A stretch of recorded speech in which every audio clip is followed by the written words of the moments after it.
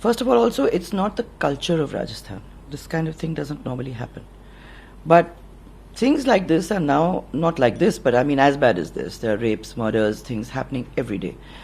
People, basically criminals, have got emboldened. And this has happened because of a lack of governance. And also because the police are not doing their primary duty, which is actually taking care of what is going on with criminals. And on the spot, and as fast as possible.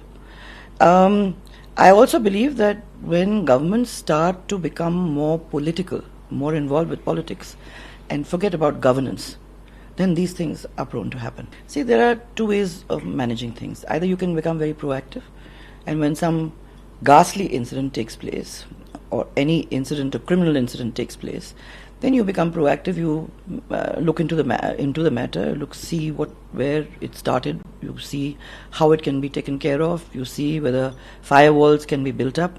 These kind of things can be set up by governments. But on the other hand, this means that you have to work with your administration. You have to set up a proper, well-oiled machinery, and all these things have to work together to be able to provide those services to the people of the state. That is, of course, if you're proactive. But according to me, obviously, they are certainly not proactive. Otherwise, they wouldn't be lumping the blame on somebody else, when it's very, very clear that the problem is the states. But apart from that, what is very, very shocking is, these people had the nerve to actually even take the Prime Minister's name. I don't think that is can be tolerated. And I think any government should make the effort to see that something like this doesn't happen. See, as far as I'm concerned, I really believe that there is nobody who hasn't, in the opposition, condemned this. Everybody, but everybody thinks that what has taken place has been extremely ghastly. And this social milieu of Rajasthan basically doesn't allow for this. So people are getting the feeling that they can get away with something like this, which I think is wrong. And I think that a sense of appeasement on the part of the government is allowing for this kind of thing to happen. Government needs to be a little bit more sensitive towards this kind of activity and take action as immediately and as fast as possible. देखिए, ये मामूली घटना नहीं है. ये एक किस्म से आतंकवाद है, और इसकी जितनी भी अपन भर्त्सना करेंगे, मुझे लगता है वो कम ही रहेगा. ये सिर्फ सांप्रदायिक उन्माद के पीछे कौन लोग हैं, कौन से संगठन हैं? जब ये राजस्थान का कल्चर नहीं है, और ऐसी चीजें राजस्थान के अंदर ये मैंने कभी नहीं हुई हैं, ये जरूरी हो जाता है कि हम उन संगठनों को, उन व्यक्तियों को खोज कर निकालने की कोशिश करें जिन लोगों ने ये काम किया है, जो काम ये लोग करवा रहे हैं. तो इसीलिए सरकार को तुरंत ही दोषियों को पकड़ना चाहिए. और वो खाली दो दोषी जो सामने दिख रहे हैं वो नहीं, वो उनके पीछे के भी जो लोग होंगे, जहां से ये शुरुआत हुई होगी, उनको भी, और कड़ी सजा उनको देने का काम करेंगे. देखिए, सरकारें ऐसे समय में सरकारें दो किस्म से रिएक्ट कर सकती हैं. या तो आप प्रोएक्टिवली रिएक्ट करो.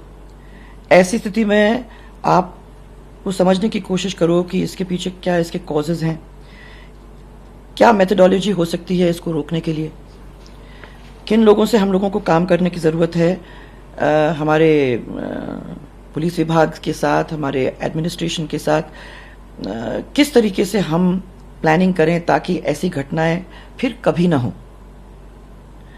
ऐसी चीज करने के लिए इसका मतलब ये होता है कि आप एडमिनिस्ट्रेशन के साथ और आपके इलेक्ट्रेट के साथ आप काम करेंगे तो लोगों का माइंडसेट भी बदलेगा, और ये जो क्रिमिनल एलिमेंट है वो क्रिमिनल एलिमेंट भी सामने नहीं आ पाएगा.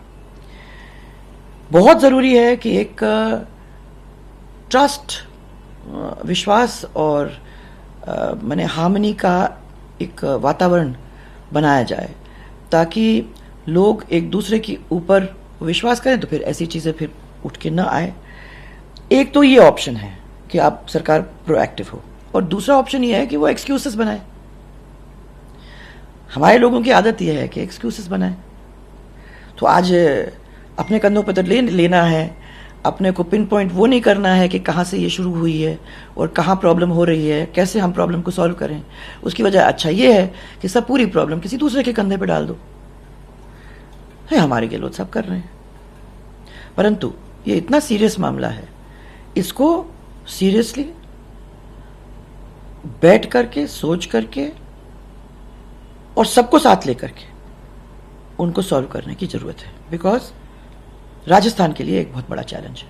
अब ये शब्दों की बात है, अपन शब्दों में न पड़े। मुझे मालूम है कि जितना आपको उतना ही मुझे, उतना ही राजस्थान के लोगों को या दिल्ली में बैठे आदमी को, जिसने भी इसके बारे में पढ़ा है, वो किसी भी तरीके से माने जो इसके मन में घृणा पैदा हो रही है और दुख पैदा हो रहा है, मैं समझती हूं कि वो सबके लिए इक्वल है।